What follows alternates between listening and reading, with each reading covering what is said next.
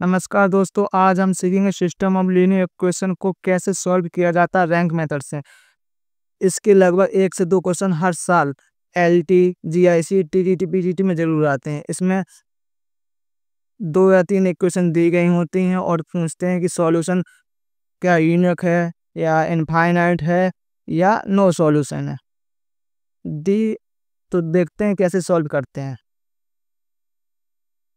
दी हुई इक्वेशनों को हम ax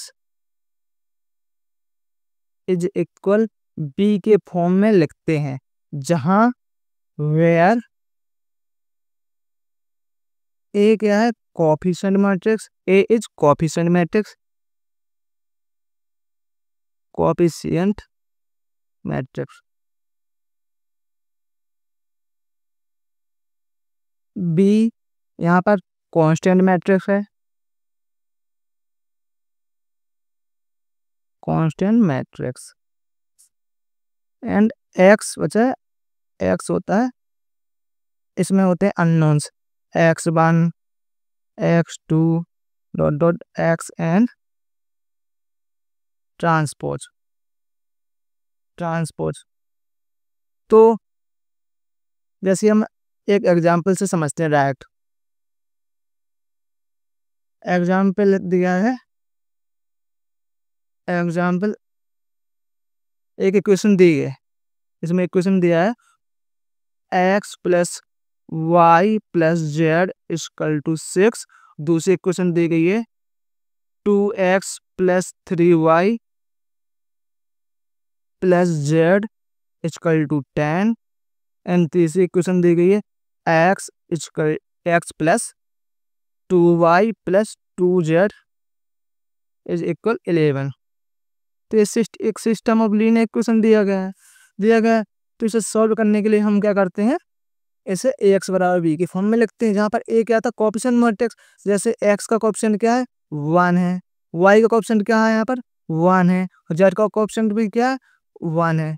तो हम इसे a को लिखना चाहें, अगर a को लिखेंगे तो a इज इक्वल हो जाएगा पहली इक्वेशन का कोएफिशिएंट 1 1 1।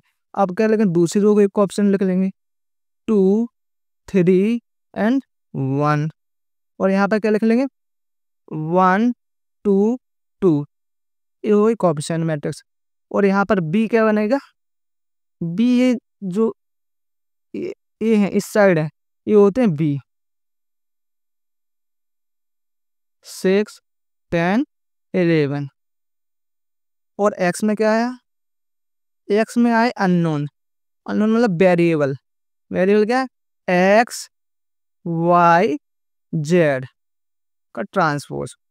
इस अपन लोग किस फॉर्म में लिख रहे थे, ए एक्स बराबर वी के फॉर्म में, ए एक्स इक्वल टू वी के फॉर्म में लिखते हैं। अब दूसरी बात ये है, अब जब मैट्रिक्स को लिख लेंगे, अब दूसरा टर्म एक जानने की जरूरत है, ऑगमेंटेड मैट्रिक्स। ऑगमेंटेड मैट्रिक्स क्या होती है, augmented matrix, augmented matrix, augmented matrix अपन लोग डिफाइन करते हैं augmented matrix. Augmented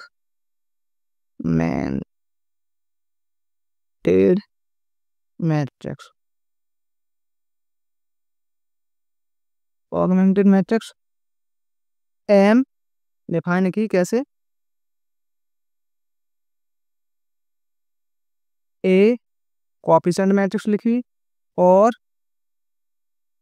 be constant matrix लिखी, बीच में लगा। इसे कहते हैं ऑगमेंटेड मैट्रिक्स। क्या कहते हैं, ऑगमेंटेड मैट्रिक्स, ऑगमेंटेड मैट्रिक्स। जैसे कि पिछले क्वेश्चन में अपने एग्जाम्पल में देखा था, उसको बनाए तो ये था ए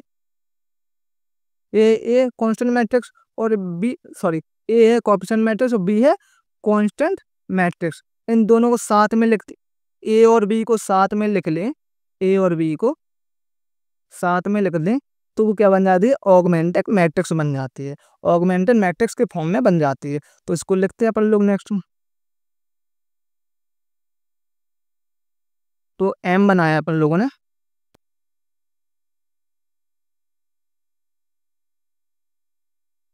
एम लिखते हैं। सबसे पहले अपन लोग क्या लिख लेते हैं, कोएफिशिएंट मैट्रिक्स लिख लेते हैं। कोएफिशिएंट मैट्रिक्स कर दी गई, वहां पर देखते हैं 1 1 1 2 3 1 1 2 2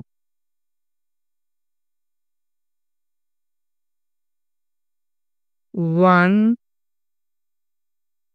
1 1 1 2 3 1 1 2 2 2।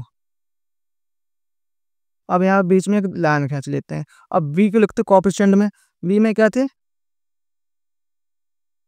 6 10 11।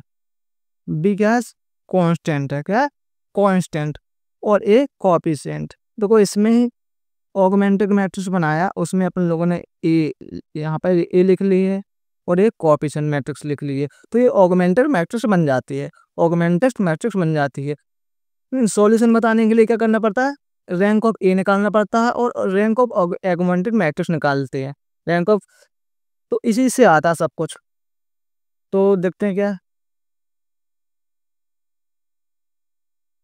जैसे कि आप यहाँ पर दिया गया सिस्टम ऑफ लीनियर इक्वेशन दी गई है, सिस्टम ऑफ लीनियर इक्वेशन दी गई है, तो वो क्या होगी, कंसिस्टेंट होगी या इनकंसिस्टेंट या कंसिस्टेंट होगी। अगर कंसिस्टेंट होगी तो उसके क्या दो सॉल्यूशन एडजस्ट करेंगे, यूनिक सॉल्यूशन और इनफाइनाइट सॉल्यूशन। अगर इनकंसिस्टेंट हुई तो केवल एक ही रिजल्ट होगा, उसका क्या होगा, नो सॉल्यूशन, क्या नो सॉल्यूशन। ये हम सब कैसे मालूम चले, हमें मालूम चलेगा, ऑगमेंटेड मैट्रिक्स निकालने पड़ेगा और रैंक ऑफ ए निकालना पड़ेगा, ऑगमेंटेड मैट्रिक्स और रैंक ऑफ ए निकालना पड़ेगा।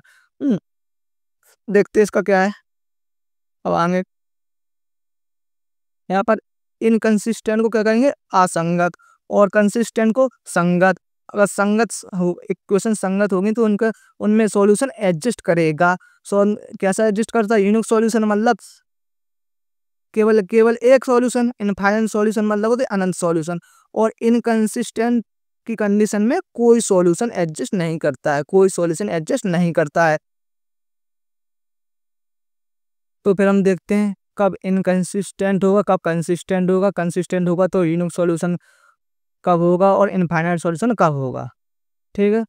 तो इसका रैंक मेथड से यूज करते हैं, जैसे रैंक मेथड या उसे राउजली कैपली थ्योरम कहते हैं, राउज कैपली थ्योरम कहते हैं। इसमें क्या होता है, रैंक ऑफ ए पहली कंडीशन है, अगर rank of A not equal rank of augmented matrix है, एगमेंटेड मैट्रिक्स एम, अगर उनकी रैंक इक्वल नहीं है तो क्या होगा, नो सॉल्यूशन होगा। अभी हम एग्जांपल से देखेंगे तो आपको सब समझ में आ जाएगा। और दूसरी कंडीशन है, अगर रैंक ऑफ ए इक्वल आई रैंक ऑफ एगमेंटेड मैट्रिक्स और ओ इक्वल किसके आगे, अननोन के इक्वल आगे, मतलब अननोन मतलब एन, तो जिस इसमें ए मैट्रिक्स में कहते हैं एन अननोन थे तो एन अननोन के इक्वल आ जाए, जैसे कि एक्स वाई जेड 3 अननोन है तो 3 आ जाए, तो ये क्या हो जाएगी, यूनिक सॉल्यूशन हो जाएगा, क्या हो जाएगा, यूनिक सॉल्यूशन। और थर्ड है, rank of A is equal आई rank of augmented matrix but less than N आई, लेस देन एन मतलब अननोन, अननोन मतलब कॉलम, ठीक है, नंबर ऑफ कॉलम होंगे मैट्रिक्स में, तो वो क्या हो जाएगा, इनफाइनाइट सॉल्यूशन हो जाएगा, क्या हो जाएगा, इनफाइनाइट सॉल्यूशन हो जाएगा। जैसे कि अपन लोगों ने देखा था इसमें कि इनकंसिस्टेंट कब होगा, इनकंसिस्टेंट मतलब नो सॉल्यूशन कब होगा, जब क्या दिया गया, rank of A not equal rank of augmented matrix. और कंसिस्टेंट कब होगा, कंसिस्टेंट के लिए कहते rank of A is equal हो जाए रैंक ऑफ एगमेंटेड मैट्रिक्स के इक्वल हो जाए। अब तो इक्वल तो होंगे, पर इसमें क्या दो कंडीशन बनेंगी, यूनिक सॉल्यूशन और इनफाइनाइट सॉल्यूशन। अगर ये rank of A equal to rank of augmented matrix equal N आ जाए, क्या आ जाए, इक्वल एन आ जाए, इक्वल एन मतलब number of unknown, number of variable आ जाए, तो क्या हो जाएगा, यूनिक सॉल्यूशन हो जाएगा। अगर लेस देन एन आ रहा है, क्या rank of A equal to rank of augmented matrix क्या है, लेस देन एन आ रहा, तो क्या होगा, इनफाइनाइट सॉल्यूशन हो जाएगा। क्या हो जाएगा, इनफाइनाइट सॉल्यूशन हो जाएगा, इनफाइनाइट सॉल्यूशन हो जाएगा।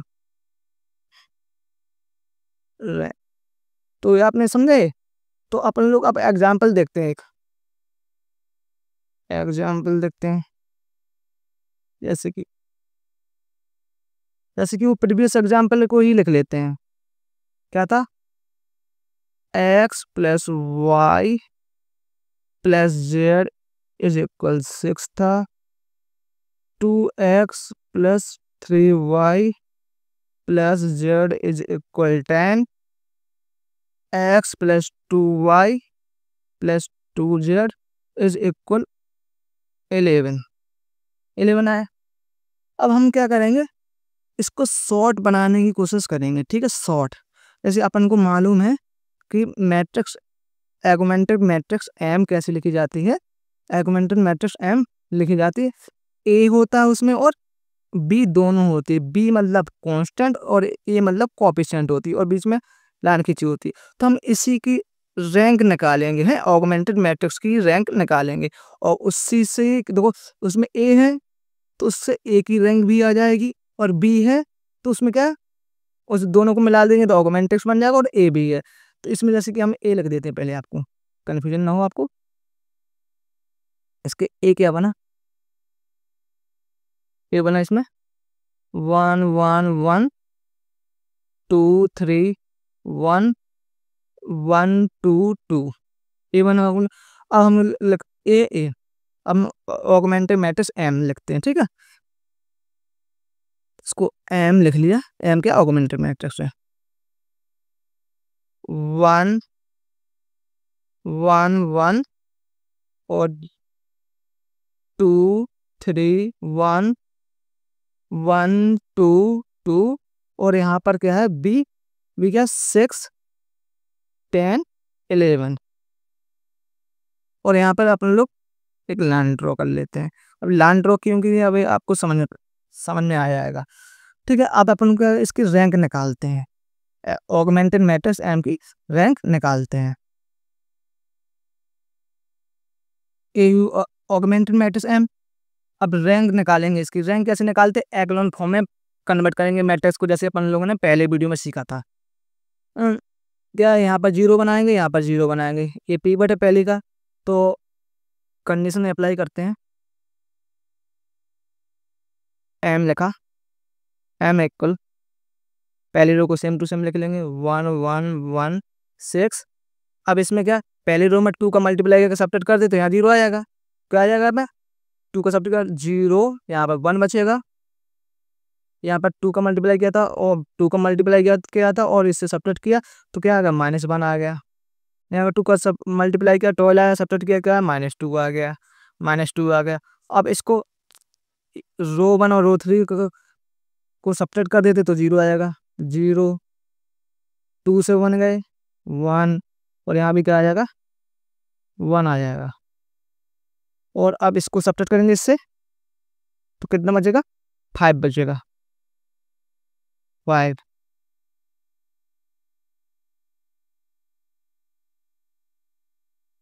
इसको ऐसे कर लेते हैं 5। अब क्या यहाँ जीरो करना है, क्या यहाँ जीरो करना है, तो क्या करेंगे, एम को दोबारा लिखते हैं 1 1 1 6 0 1 -1 -2, इसको इससे सेपरेट कर दें डायरेक्ट।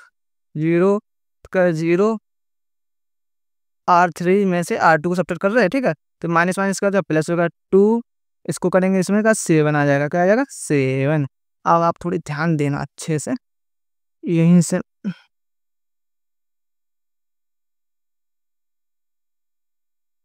तो ये देखना। अब ऑगमेंटेड मैट्रिक्स अपन लोगों ने बनाई थी, augmented matrix M. Augmented matrix M में क्या था, ए था और क्या था, बी था। तो इतना क्या, एक एलिमेंट इतने, यहाँ से लेकर इतने, तो ये ए जो आई है, ए ए है, और पूरी क्या है, ऑगमेंटेड मैट्रिक्स है। तो यहाँ पे ऑगमेंटेड मैट्रिक्स की रैंक कितनी है, सबसे पहले ये लिखते हैं अपन लोग। ठीक है, ये एक्लोन फॉर्म में बन गई है। एक्लोन फॉर्म में बन गई, कितनी पिवट है? 1 पिवट 2 3। एक्लोन मैट्रिक्स एम की कितनी रैंक हो गई? 3 रैंक हो गई। अब यहाँ पे एक चीज और ध्यान देना आप, ये देखो हमने ये डॉट डॉट डॉट लाइन इसलिए खींची क्योंकि इस साइड का ये पूरा क्या मैट्रिक्स ए है, कोएफिशिएंट ए है। ए भी तो देखो ए भी इसमें एक्लोन मैट्रिक्स में है, तो यहीं से डायरेक्ट निकाल लेते हैं हम, बड़ा नहीं करेंगे क्वेश्चन, यहीं से एक ही निकालेंगे। अगर अब आप अलग से भी निकालेंगे तो यही मैट्रिक्स बनेगी क्या, 1 1 1 0 1 -1 0 0 2, क्या ए वाली मैट्रिक्स है। ए मतलब कोएफिशिएंट मैट्रिक्स, तो यहीं से निकाल लेते हैं ए की रैंक है, तो अपना क्वेश्चन शॉर्ट हो जाता है, क्वेश्चन शॉर्ट हो जाता है। तो इस रैंक ए इसमें क्या है, दोनों इतने देखेंगे मैट्रिक्स, कहाँ से, यहाँ से यहाँ तक देखेंगे, तो इसके इसमें भी पीवट कितने हैं, 1 2 3। तो रैंक ऑफ ए कितनी हो गई, ए भी कितनी हो गई, 3 हो गई। ए भी कितनी हो गई, 3 हो गई। अब कौन सी कंडीशन थी देखना इसकी, इसमें था कौन सी कंडीशन थी, एक rank of A equal to rank of augmented matrix, less than infinite था, और rank of A is equal rank of augmented matrix N. अगर एन अननोन, अननोन मतलब वेरिएबल, तो यूनिक सॉल्यूशन होता है। क्या इसमें ऐसा है? देखो रैंक ऑफ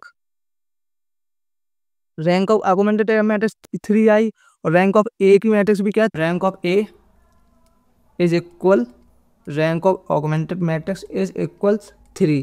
क्या 3 क्या है, अननोन है, अननोन ही तो थे 3 अननोन एक्स वाई जेड, तो ये क्या होगा, यहाँ पे क्या होगा, यूनिक सॉल्यूशन। क्या होगा, यूनिक सॉल्यूशन, मतलब केवल एक सॉल्यूशन। आया आपको समझ में? ठीक है, तो नेक्स्ट देखते हैं। देखो जैसे ये क्वेश्चन दिया गया था, the system of equation x + 2y + 3z = 1 दिया गया है, 2x + y + 3z = 2 दिया गया है, एंड x + y + 2z = 3 दिया गया है। और पूछा गया क्या है, नो सॉल्यूशन हुआ या यूनिक सॉल्यूशन होगा या इनफाइनाइट सॉल्यूशन। नो सॉल्यूशन मतलब कोई हल नहीं, यूनिक सॉल्यूशन अद्वितीय हल, इनफाइनाइट सॉल्यूशन अनंत हल। और ये आया कब है, एलटी में आया है। तो अपन टाइम वेस्ट ना करते हुए, केवल क्योंकि 2 मिनट 1 मिनट के अंदर में अपन को सॉल्व करना पड़ता, तो अपन डायरेक्ट ऑगमेंटेड मैट्रिक्स लिखेंगे, ऑगमेंटेड मैट्रिक्स लिख लेंगे।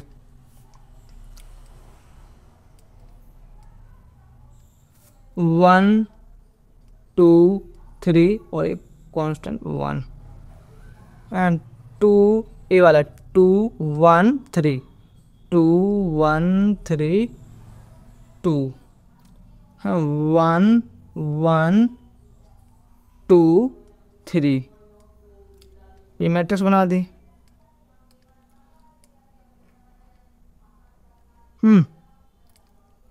मैट्रिक्स, तो इसमें एक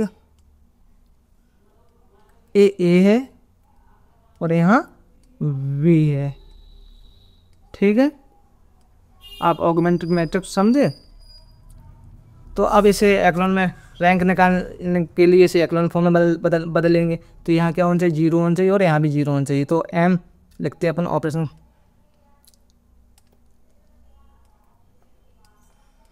पहली रो से हम लिखते हैं 2 3 1 आया।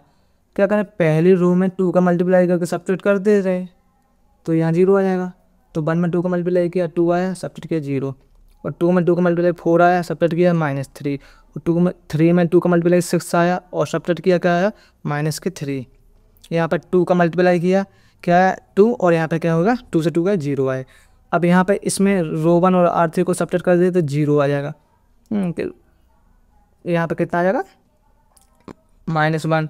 यहाँ भी कितना आ जाएगा, देखो 2 से 3 गए तो कितना आएगा, -1, और 1 से 3 गए कितना आएगा, 2 आएगा। अब देखो क्या, यहाँ 0 है, यहाँ 0 है। अब सेकंड रो का ये नॉन 0, तो अब यहाँ 0 बनाना पड़ेगा। तो क्या करें, -3 यहाँ पर -1 है, तो क्या 3 का डिवाइड करके सब्ट्रैक्ट कर दे रहे हैं, तो क्या आ जाएगा, यहाँ पर 0 आ जाएगा 3 -R2/3। तो m बनेगा अपना, m बनेगा m = 1 2 3 1 0 -3 -3 0 0। तो 3 को डिवाइड दिया, माइनस बनाया और सेपरेट किया 0।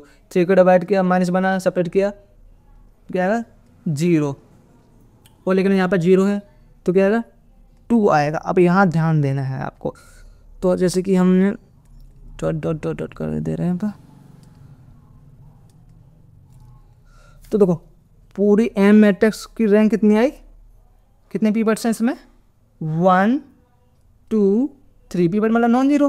तो रैंक ऑफ ए कितनी हो गई, rank of M, rank of M, rank of M हो गई 3, क्योंकि 3 नॉन जीरो। अब लेकिन देखो ना, अब यहाँ ध्यान देना आप,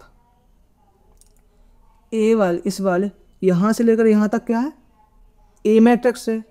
अब इसमें देखो कितने पीवट हैं, अगर ए मैट्रिक्स है इसकी नीचे वाली रो तो देखो 0 0 0 है, तो पीवट कितने हुए केवल 1, और क्या है यहाँ पर कितना है ये -3, ठीक है। तो कितने पीवट है 2, तो रैंक ऑफ ए कितनी हो गई, रैंक ऑफ ए कितनी हो गई 2, रैंक ऑफ ए 2। ध्यान देना ये ए थी और पूरी कितनी एम है, एम मतलब ऑगमेंटेड मैट्रिक्स है, अलग से नहीं निकालेंगे, इसी में निकाल लेंगे, ठीक है। यहाँ पर -3 लिखा है, तो ये देखो इसकी थर्ड रो 0 है, तो ऑब्वियसली 2 ही पीवट मिल सकते हैं। यहाँ पर एक नॉन जीरो यहाँ मिल गया, इस सेकंड रो का नॉन जीरो फर्स्ट वाला यहाँ मिल ए भी है, लेकिन इसको देखते हैं। तो रैंक आपके रैंक ऑफ ए और rank of V, sorry rank of M, sorry rank of M, rank of M, rank of M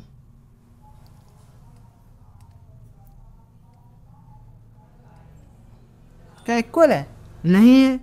equal देखो ये 3 आया, ये 2 आया, इक्वल नहीं है। जब इक्वल ही नहीं है तो क्या होता है, अपन पीछे अपन लोग पढ़ के आए हैं, जब इक्वल नहीं होता है तो क्या होता है, नो सॉल्यूशन होता है। क्या होता है, नो सॉल्यूशन होता है। इसमें अपन लोग टिक कर देंगे नो सॉल्यूशन। ये बस यही ध्यान देने वाली बात है कि ए मैट्रिक्स इतनी होती है और ऑगमेंटेड मैट्रिक्स पूरी मिला के करते हैं। कभी कभी ये हो जाता है कन्फ्यूजन कि ये कहाँ तक है, यहाँ से यहाँ तक है, ठीक है। और इसको भी कभी कभी काउंट कर ले तो आप या फिर अलग से निकाल दो तो उसमें टाइम वेस्ट होता है। देखो 3 ही स्टेप में आ गया, 1 2 3। अब आप जब वहाँ पर एग्जाम में करेंगे तो आप 1 मिनट के अंदर अंदर कर लेंगे क्वेश्चन को, ठीक है। एक एग्जाम्पल और देख लेते हैं। देखिए अब एक क्वेश्चन है पीजीटी 2005 में आया हुआ है, ठीक है। इसमें सिस्टम ऑफ इक्वेशन दी गई, 1 इक्वेशन है, सेकंड है, दूसरी थर्ड है, ठीक है।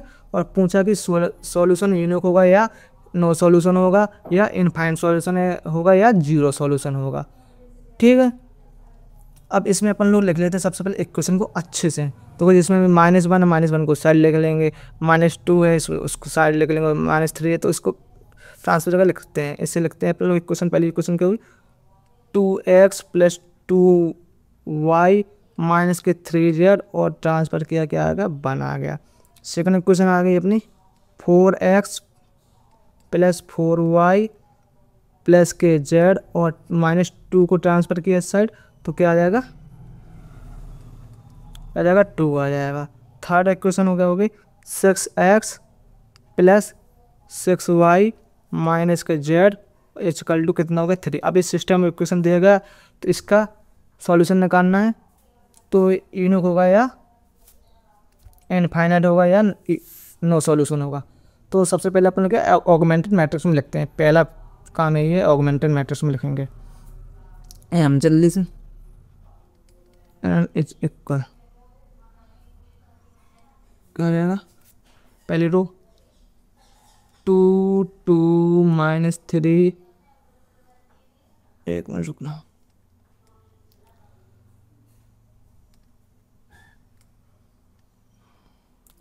2 2 -3 1 4, ये देखो 4 4 1 और 2, 4 4 1 and 2 और क्या 6 6 -1 3 -1 3। देखो यहाँ ए हो गई ए कोएफिशिएंट मैट्रिक्स और ये पूरे मिलाकर क्या ऑगमेंटेड मैट्रिक्स हो गई। एम मैट्रिक्स एम क्या होता है ऑगमेंटेड मैट्रिक्स एम। ठीक है, कोई कन्फ्यूजन नहीं होनी चाहिए। अपन लोग अपना रैंक निकालते हैं। रैंक के लिए क्या करेंगे अपन लोग, पहली रो को सेम लिखते हैं 2 2 -3 1। अब यहाँ 0 करना है, यहाँ 0 करना है, तो क्या पहली रो में 2 का मल्टीप्लाई करके सेकंड रो से सब्ट्रैक्ट कर दे रहे, तो क्या रखा यहाँ 4 हो गया, 4 से 4 का 0, यहाँ पर 2 का मल्टीप्लाई किया 4 हो गया, और 4 से 4 का 0, यहाँ कितना हो जाएगा 2 का मल्टीप्लाई किया -6, और -6 को सब्ट्रैक्ट करेंगे क्या आ जाएगा 7 हो जाएगा। यहाँ पर 2 का मल्टीप्लाई किया 2 हो गया, सब्ट्रैक्ट किया क्या 0 आया। अब यहाँ पे क्या थर्ड रो में बनाना 0, तो यहाँ पर 2 का पहली रो में 2 का मल्टीप्लाई 3 का मल्टीप्लाई कर दें और थर्ड रो से सब्ट्रैक्ट कर दें, यहाँ 0 हो जाएगा, तो यहाँ 0 हो जाएगा, और 6 और 6 से 6 का 0। अब यहाँ पे कितना 3 का मल्टीप्लाई किया था तो कितना -9 आया, कितना आया -9। और -9 से क्या यहाँ पर अपना बल सब्ट्रैक्ट किया तो 8 हो जाएगा, क्या हो जाएगा 8 हो जाएगा। और यहाँ पर 3 से सब्ट्रैक्ट किया, 3 का मल्टीप्लाई किया 3 आया, और सब्ट्रैक्ट किया क्या आया 0 आया, क्या आया 0 आया है। अब अपन लोग क्या यहाँ 0 करना है, तो क्या करते हैं R3 को बनाना है, कैसे बनाएंगे R3 माइनस R2 में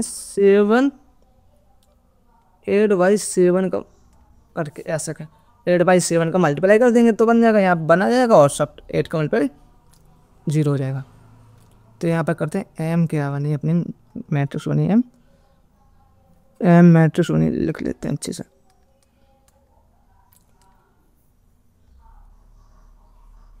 किसका मल्टीप्लाई किया था 8/7।